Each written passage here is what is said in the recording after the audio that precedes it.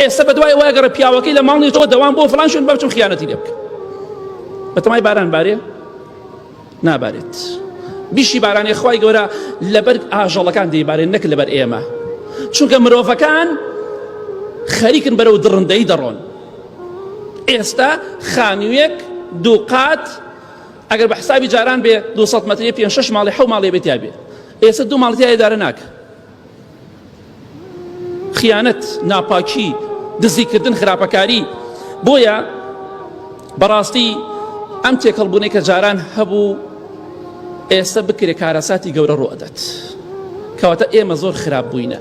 هەرو مرۆڤی جارانین، هەرو مرۆڤی جاران هەر دوو چاوی هەبوو، دوو دەستی هەبوو، هەر دڵێکی هەبوو، بەڵام بۆکوی ئێستا خەڵکی فێر خیانەت و خراپەکاری نەبوو. بەداخەوە دێتە ماڵەکەی تەماحی خێزانەکەیەکات. جاران لە یەک خانوێکاژین بەو شێوەیە نەبوو، خراپەکاری زۆر نەبوو، خەڵک پاکتر بوو لە ئێستا، لەلایەنی خیانەت و ناپاکیەوە پاکتر بوو لە ئێستا. پێغەمبەری خوا صلی الله علیه وسلم دەفەرمێ والله ئیمانداری ڕاستەقینە نییە. وتیان کی ئەی پێغەمبەری خوا صلی الله علیه وسلم؟ فەرمووی ئەو کەسەی دراوسێکەی لە شەڕ و خراپەی ئەمین نەبێت. ئەمڕۆ خەڵکی زۆربەی خەڵکی لە خەڵکی ئەمین نییە، لە دراوسێکی ئەمین نییە. ڕاستەکی دراوسێ باشەیە، لەوانەیە تەماحی دینارێکت نەکا، بەڵام بۆ مەسەلەی ناموسەکە خەتەرە، ئەوە خراپە. ئەمڕۆ خەڵکی زیاتر ئەوەی خۆی داوەتە ئەو مەسەلەیە، بڕاتە ماڵ دراوسێکەی دینارێک نابە، بەڵام حەزەکە لەگەڵ خێزانەکە ئیشی خراپ بکات، لەگەڵ کچەکەیە، لەگەڵ خوشکەکەیە. بۆیە بەڕاستی